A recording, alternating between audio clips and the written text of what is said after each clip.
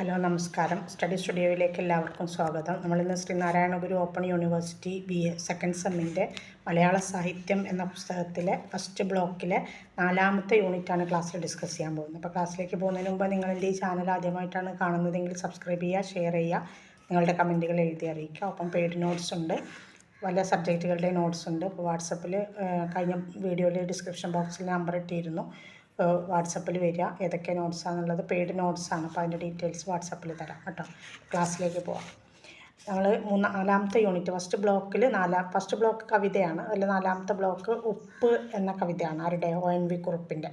അപ്പോൾ ആ കവിതയിലേക്ക് പോകുന്നതിന് മുമ്പ് നമ്മൾ ആദ്യം ONV കുറുപ്പിനെ നമുക്ക് ചെറുതായിട്ടൊന്ന് പരിചയപ്പെടാം. 1931 ജനിച്ച് 2016 ONVയുടെ മരണം.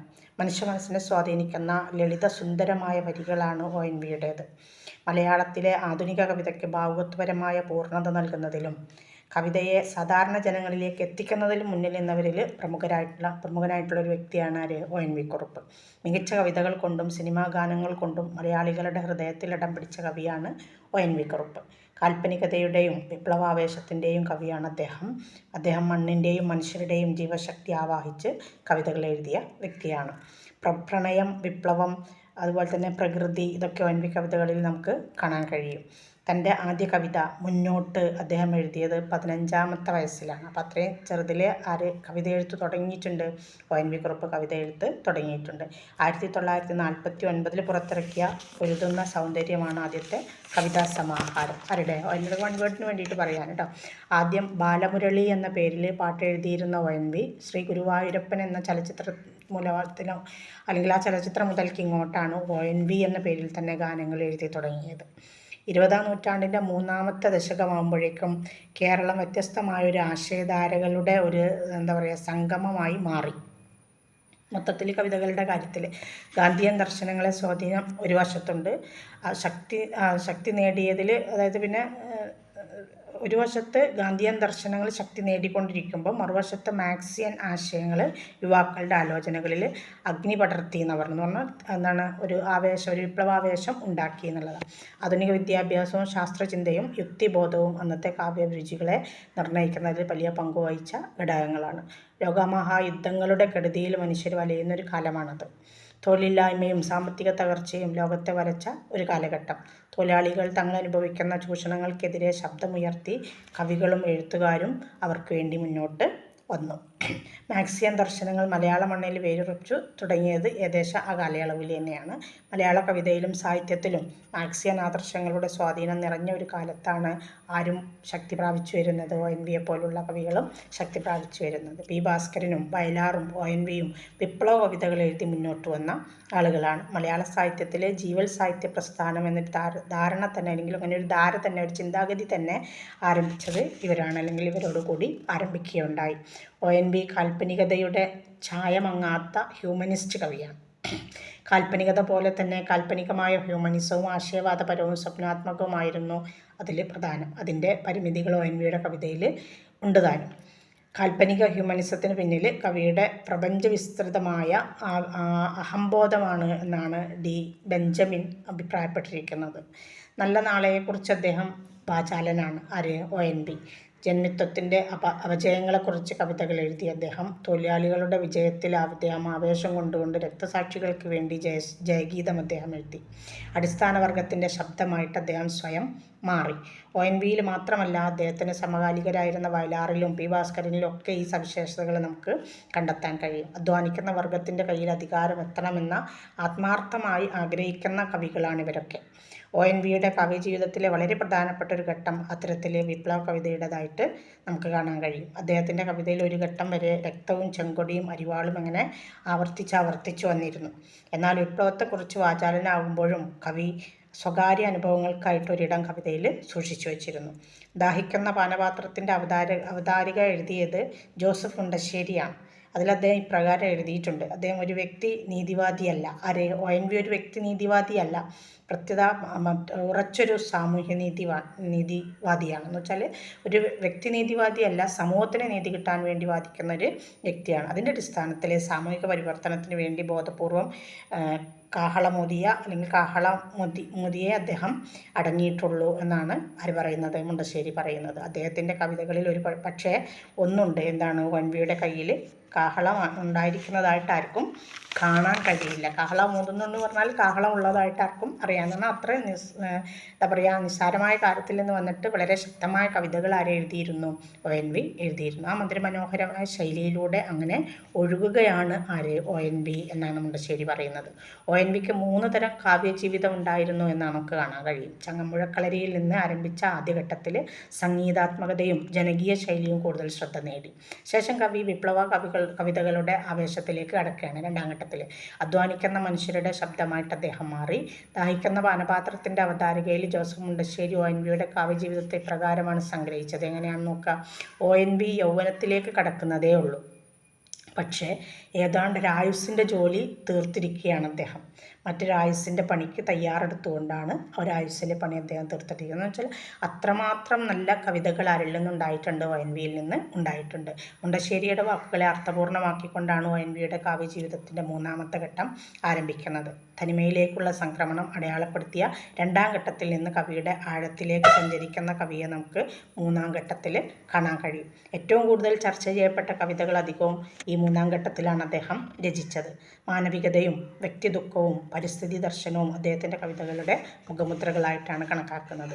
ഇമേജിസ്റ്റ് പ്രവണതകളും സംഗീതാത്മകതയും ONV കവിതകളുടെ സവിശേഷതകളാണ്. ചിത്രകലയിലെ നിശ്ചല ദൃശ്യങ്ങളെ അനുസ്മരിപ്പിക്കുന്ന വിധം ഭാവാത്മകമായ ജീവിത സന്ദർഭങ്ങളെ കവിതയിൽ അദ്ദേഹം അവതരിപ്പിച്ചു. മരണബോധം അദ്ദേഹത്തിൻ്റെ മയിൽപ്പീലി മുതലുള്ള കവിതാ സമാഹാരങ്ങളിൽ പ്രത്യക്ഷമായോ പരോക്ഷമായിട്ടോ കാണുന്നു വരുന്നുണ്ട്. പക്ഷെ ഉപ്പ് എന്ന കവിതയിലെത്തുമ്പോൾ അതെന്താണ്? അത് കൂടുതൽ തെളിഞ്ഞു വരുന്നുമുണ്ട്. നാടൻ കഥാഗാനങ്ങളുടെ വടിവും ശീലവും ONV കവിതകളിൽ നമുക്ക് കാണാൻ കഴിയും. 1972 അഗ്നിശലഭങ്ങൾക്ക് കേരള സാഹിത്യ അക്കാദമി പുരസ്കാരം അദ്ദേഹത്തിന് ലഭിച്ചിട്ടുണ്ട്. 1981 അക്ഷരത്തിന് കേന്ദ്ര സാഹിത്യ അക്കാദമി അവാർഡ് ലഭിച്ചു. 1982 ഉപ്പിന് വയലാർ അവാർഡ് ലഭിച്ചു. 2006 അതിന് തന്നെ കണ്ണശ പുരസ്കാരം ലഭിച്ചു. 2007 എഴുത്തച്ഛൻ പുരസ്കാരം, ഭാരതീയ ജ്ഞാനപീഠ പുരസ്കാരവും അദ്ദേഹത്തിന് ലഭിച്ചു. കേരള സാഹിത്യ അക്കാദമി വിശിഷ്ടാംഗത്വം നൽകിയിട്ട് അദ്ദേഹത്തെ ആദരിക്കുകയും ചെയ്തു. സാഹിത്യരംഗത്തെ മികച്ച സംഭാവനകൾ പരിഗണിച്ച് അദ്ദേഹത്തിന് ജ്ഞാനപീഠ പുരസ്കാരം 2010 ലഭിച്ചു. പത്മശ്രീ 1998 ലഭിച്ചു. പത്മവിഭൂഷൺ 2011 ലഭിച്ചു. അങ്ങനെ ഒരുപാട് ബഹുമതികൾ നേടിയ അല്ലെങ്കിൽ അങ്ങനെയുള്ള ഒരുപാട് ബഹുമതികൾ കേരള സർക്കാർ ആർക്ക് കൊടുത്തിട്ടുണ്ട്? കേന്ദ്ര സർക്കാർ അദ്ദേഹത്തിന് നൽകിയിട്ടുണ്ട്. സോവിയറ്റ് ലാൻഡ് നെഹ്റു പുരസ്കാരം 1981 നേടി. വയലാർ രാമവർമ്മ പുരസ്കാരം 1982 നേടി. ഈ പുരസ്കാരങ്ങൾ രണ്ടും എന്താണ്? ഉപ്പ് എന്ന കൃതിക്കാണ് ലഭിച്ചത്. ആ ഉപ്പ് എന്ന കൃതിയാണ് നമ്മളിനി ഇവിടെ പഠിക്കാൻ പോകുന്നത്. അതിലേക്കാണ് ഇനി നമ്മൾ പോകുന്നത്. അപ്പോൾ ഈ കൃതിയിൽ എന്താണ്? ആകെ 2 ഭാഗങ്ങളാണുള്ളത് കൃതിക്ക്. അതിൽ മരിച്ചാലും ഇങ്ങനെയുള്ള നന്മകൾ ചെയ്ത ആളുകൾ ജനങ്ങളുടെ ഇടയിൽ എന്നും ഉണ്ടാവും. അവരുടെ എന്താ പറയുക, മരിച്ച് വർഷങ്ങൾ കഴിഞ്ഞാലും ജനങ്ങളുടെ ഇടയിൽ ഉണ്ടാകും എന്നുള്ളതിൻ്റെ ഒരു സൂചന കൂടി നൽകുന്ന കവിതയാണ് ഉപ്പ് എന്നത്. നോക്കാം നമുക്ക്. മനുഷ്യ ശരീരത്തിന് ആവശ്യമായ വസ്തുവാണ് ഉപ്പ്. അത് ഏറുകയോ കുറയുകയോ ചെയ്യാൻ പാടില്ല. ഉപ്പ് കൂടിയാലും കുറഞ്ഞാലും പ്രശ്നമാണ്. ഒരു നുള്ള് തരി മതി, അത് ശരീരത്തോട് അലിഞ്ഞു ചേരും. ഉപ്പ്. ജലത്തിൽ അലിഞ്ഞു ചേരുന്ന ഉപ്പിനെ അതിൻ്റെ പ്രത്യക്ഷ രൂപത്തിൽ നമുക്ക് കാണാൻ കഴിയില്ല. പക്ഷെ നമുക്ക് എന്തിനു കഴിയും? അതിൻ്റെ രുചി നമുക്കറിയാം, അല്ലെങ്കിൽ രുചി നമുക്ക് അനുഭവിക്കാൻ കഴിയും. ജലത്തിൽ അലിഞ്ഞു ചേർന്ന ഉപ്പ് പോലെയാണ് പാരമ്പര്യവും തനിമയും. അത് ജീവനിൽ അലിഞ്ഞിരിക്കുന്നു എന്ന് ONV ഉപ്പ് എന്ന കവിതയിലൂടെ അവതരിപ്പിക്കുകയാണ്. ഈ കവിതയുടെ പ്രത്യേകത 9 വരികൾ വീതമുള്ള 2 ഭാഗങ്ങൾ ആയിട്ടാണ് ഉപ്പ് എന്ന കവിത എഴുതി തയ്യാറാക്കിയിട്ടുള്ളത്. 1-ാം ഭാഗത്തിൽ ഒരു മുത്തശ്ശിയും ഉണ്ണിയും തമ്മിലുള്ള സംഭാഷണമാണ്. നമ്മൾ മറ്റെല്ലാ കവിതകളിലും പറയുന്ന പോലെ തന്നെ 9 വരികളും നമ്മൾ പറയുന്നില്ല, ഇടയിൽ വിട്ടിട്ട് നമ്മൾ ഒന്ന് ഷോർട്ടാക്കി പറഞ്ഞിട്ട് അതിൻ്റെ ആശയമാണ് പറയുന്നത് കേട്ടോ. പ്ലാവില കോട്ടിയ കുമ്പിളിൽ തുമ്പതൻ എന്നും എന്നുണ്ണിയെ വിട്ടെങ്ങു പോകുവാൻ എന്നാണ്. അപ്പോൾ അതിനിടയിലുള്ള വരികൾ നമുക്ക് ഈ ആശയത്തിൽ നിന്ന് കിട്ടും. നമ്മൾ ശ്രദ്ധിക്കാം. പ്ലാവില കോട്ടിയുണ്ടാക്കിയ, അതായത് നമ്മൾ ഈ പ്ലാവില കൊണ്ട് കയ്യിലുണ്ടാക്കുന്ന രീതി കൊണ്ട് കുട്ടികൾ കളിക്കുമ്പോൾ ഉണ്ടായിരുന്നു. കയ്യിൽ രൂപത്തിൽ അത് കഞ്ഞി കുടിക്കാൻ വേണ്ടിയിട്ടുണ്ടാക്കുന്ന. അപ്പോൾ പ്ലാവില കോട്ടിയുണ്ടാക്കിയ കുമ്പിളിൽ ചെറുതുമ്പപ്പൂ പോലെ വെളുത്ത ഉപ്പ് തരികൾ കോരിയെടുത്ത് ചൂട് പൊടിയരി കഞ്ഞിയിലേക്ക് ഇട്ടുകൊണ്ട് മുത്തശ്ശി ഉണ്ണിയോട് പറയുന്നു. അതായത് നല്ല പൊടിയരിക്കഞ്ഞി ഉണ്ടാക്കി വെച്ചിട്ടുണ്ട്. അതിലേക്ക് ഉപ്പിടുന്നത് എന്തുകൊണ്ടാണ്? ഈ പ്ലാവില കൂട്ടിക്കൊണ്ടുണ്ടാക്കിയിട്ടുള്ള ഒരു കയ്യിൽ പോലെ അല്ലെങ്കിൽ ഒരു സ്പൂണ് പോലെ ഉണ്ടാക്കിയിട്ട് അതുകൊണ്ടാണ് ഈ വെളുത്ത തുമ്പപ്പൂ പോലെ കാണുന്ന ഉപ്പുതരി കഞ്ഞിയിലേക്ക് ഇടുകയാണ്. അത് കഞ്ഞിയിലേക്ക് ഇട്ടുകൊണ്ട് മുത്തശ്ശി പറയാണ്, കുട്ടിയോട് പറയാണ്, ഈ ഉപ്പുതരികൾ കഞ്ഞിയിൽ അലിഞ്ഞു പോകുന്നത് പോലെ മുത്തശ്ശിയും ഒരു നാൾ അലിഞ്ഞു പോകും. ഉപ്പുതരി എങ്ങനെയാണോ കഞ്ഞിയിൽ അലിയുന്നത് അതുപോലെ മുത്തശ്ശി ഒരു നാൾ ഇല്ലാതെയാവും. എങ്കിലും നിന്നിലെ ഉപ്പായി മുത്തശ്ശി എന്നും കൂടെ കാണും, അല്ലാതെ എങ്ങോട്ട് പോകുവാൻ. അപ്പം എന്താണ്, അങ്ങനെ മുത്തശ്ശി മരിച്ചാലും അല്ലെങ്കിൽ അലിഞ്ഞു പോയാലും നിന്നിൽ, അതായത് ഈ ഉണ്ണിയിൽ ആരുണ്ടാവും? മുത്തശ്ശിയുടെ ഓർമ്മകൾ ഉണ്ടാകും, അല്ലാതെ മുത്തശ്ശിക്ക് ഇനി എങ്ങോട്ടാണ് പോകാൻ കഴിയുക എന്ന് ചോദിക്കണം. അപ്പോൾ ഉപ്പ് ജലത്തിൽ അലിഞ്ഞു ചേർന്നാൽ പിന്നെ അതിൻ്റെ ഭൗതിക രൂപം കാഴ്ചയിൽ നമുക്ക് ഉണ്ടാവില്ല, കാഴ്ചയിൽ നിന്ന് മറയും. ജലം കുടിക്കുമ്പോൾ രൂപം വെടിഞ്ഞ ഉപ്പിൻ്റെ രുചി നമുക്കറിയാനും കഴിയും. ഇവിടെ മുത്തശ്ശി ആത്മാവിൽ അലിഞ്ഞു ചേർന്ന ഉപ്പായിട്ട് എന്നും ഉണ്ണിയുടെ ഒപ്പമുണ്ടാകുമെന്ന വാക്ക് നൽകുകയാണ് ആര്? മുത്തശ്ശി. പ്ലാവിലയും പൊടിക്കഞ്ഞിയും ഉപ്പുതരിയും ഒക്കെ എന്താണ്? മുത്തശ്ശിയൊക്കെ കേരളീയതയുടെ ചിഹ്നങ്ങളാണ്. ഗ്രാമീണ ജീവിതത്തിൻ്റെ ഒരു ചിത്രം കവിതയിൽ നിന്ന് നമുക്ക് കവി കാണിച്ചു തരികയാണ്. അടുത്ത വരികളിലേക്ക് പോകാം. ചില്ലുപാത്രത്തിലിരുന്നു ചിരിക്കുന്നു എന്ന് തുടങ്ങിയിട്ട് മുങ്ങി മരിക്കുന്നൊരമ്മയെ കണ്ടു ഞാൻ എന്നാണ് അവസാനിക്കുന്നത്. എന്ന് പറഞ്ഞാൽ അടുക്കളയിലെ മേശപ്പുറത്ത് ചില്ലുപാത്രത്തിൽ ഇട്ട് വച്ചിരിക്കുന്ന കറിയുപ്പിനെ ചൂണ്ടി കടൽ വെള്ളം വറ്റിച്ചാണോ ഉപ്പുണ്ടാക്കുന്നതെന്ന ശാസ്ത്ര സത്യം കവി എല്ലാവരോടും പറയുകയാണ്. പിന്നീട് കടൽ കാണാൻ പോയപ്പോൾ അതിൻ്റെ തീരത്ത് നഷ്ടപ്പെട്ട തൻ്റെ കുഞ്ഞിനെ ഓർത്ത് കരഞ്ഞ് നെഞ്ചിൽ നിന്നും ചുരന്നൊഴുകിയ പാലിൻ്റെ, അതായത് അമ്മയുടെ നെഞ്ചിൽ നിന്നും ചുരന്നൊഴുകിയ പാലിൻ്റെ പതയിൽ മുങ്ങി മരിച്ച ഒരു അമ്മയെ കവി കാണുന്നുണ്ട്. മരണത്തിൻ്റെ ഭിന്നമായ മുഖങ്ങളാണ് ഈ ഉപ്പ് എന്ന കവിതയിൽ നമുക്ക് കാണാൻ കഴിയുന്നത്. ഉപ്പ് പോലെ അലിഞ്ഞില്ലാതാകുന്ന മുത്തശ്ശി രൂപത്തെ വെടിഞ്ഞെങ്കിലും പാരമ്പര്യത്തെ ഉപ്പുതരി പോലെ തലമുറയിലേക്ക് ആര് പകർന്നു കൊടുക്കുന്നുണ്ട്? മുത്തശ്ശി പകർന്നു കൊടുക്കുന്നുണ്ട്. തലമുറകൾ കൈമാറി വരുന്ന പാരമ്പര്യത്തിന് രൂപത്തിൽ മാത്രമേ മാറ്റമുണ്ടാകുന്നുള്ളൂ. മുത്തശ്ശിയും അതുപോലെ തന്നെയാണ്. രൂപത്തിൽ മറഞ്ഞു പോകുമെങ്കിലും അറിവായിട്ട് തലമുറകളിലേക്ക് അത് കൈമാറ്റം ചെയ്യപ്പെടുന്നുണ്ട്. ഇത്രയാണ് അതിൽ കാര്യമായിട്ട് വരുന്നത്. നമുക്ക് അതിനൊന്ന് സംഗ്രഹിച്ച് പറയാം.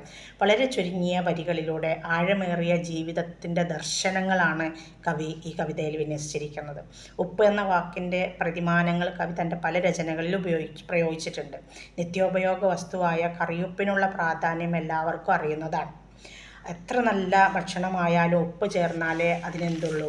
രുചി ഉണ്ടാവും. അല്ലെങ്കിൽ നമുക്കത് രുചിയില്ല എന്ന് നമ്മൾ തന്നെ പറയും, അല്ലേ? അപ്പോൾ പാകത്തിന് ഉപ്പ് ചേർന്ന ഭക്ഷണവും ഭാവതാള ലയങ്ങൾ വിന്യസിച്ച വാക്കുകളും ഒരുപോലെ സംതൃപ്തമായിരുന്നു എന്നാണ് കവി. അതായത് സംതൃപ്തി നൽകണമെങ്കിൽ അങ്ങനെ വേണം. ലവണം, ലാവണ്യം എന്നീ വാക്കുകൾ നല്ല ബന്ധമുള്ളവയാണ്. കവിതയിലെ ലാവണ്യമാണ് അതിനെ പ്രത്യേകതയുള്ളതാക്കുന്നത്. മുത്തശ്ശിയും ഉണ്ണിയും തമ്മിലുള്ള സംഭാഷണത്തിലൂടെ ഒരു ദർശനം ശരിക്കും വെളിപ്പെടുത്തുകയാണ് കവി. കേരളത്തിൻ്റെ ഗീതി പാരമ്പര്യത്തെയാണ് ONVയുടെ കവിതകളിൽ നമ്മൾ കാണുന്നത്. പൊരുളിന് പ്രാധാന്യം നൽകുന്ന രീതിയാണ് ONVക്കുള്ളത്. കവി തൻ്റെ ആദ്യ രചനകളിൽ വിപ്ലവത്തിന് പ്രാമുഖ്യം നൽകിയിരുന്നുവെങ്കിലും പിന്നീട് ദർശനങ്ങൾ അദ്ദേഹത്തിൻ്റെ കവിതയിൽ ഇഴപാകി തുടങ്ങി എന്ന് പറഞ്ഞാൽ കടന്നു കയറി. വേറിട്ട് കാണുന്ന നാദഗണങ്ങൾ പരസ്പരം ലയിച്ച പൊരുളായി മാറുന്നൊരു രീതി വന്നു തുടങ്ങി അദ്ദേഹത്തിൻ്റെ കവിതകളിൽ. കവിയുടെ മാനവികതാ നിലപാടുകൾ അതിന് ആക്കം കൂട്ടുകയും ചെയ്തു. കമ്മ്യൂണിസ്റ്റ്, സോഷ്യലിസ്റ്റ് വിപ്ലവബോധത്തിൻ്റെയും സ്വാതന്ത്ര്യബോധത്തിൻ്റെയും കാഹളധ്വനി നാടൊട്ടുക്ക് മുഴങ്ങിയിരുന്ന കാലത്താണ് ONV കാവ്യരചന ആരംഭിച്ചത്. അധസ്ഥിത ജനങ്ങളുടെ പുരോഗതിയും നാടിൻ്റെ വികസനവുമായിരുന്നു ആരുടെ ലക്ഷ്യം? ONVക്ക് തൻ്റെ കവിതകളിലൂടെ അദ്ദേഹം ലക്ഷ്യമായിട്ട് കണ്ടിരുന്നത്. ഇത്രയാണ് ആ ഒരു യൂണിറ്റ് വരുന്നത്. Okay, thanks.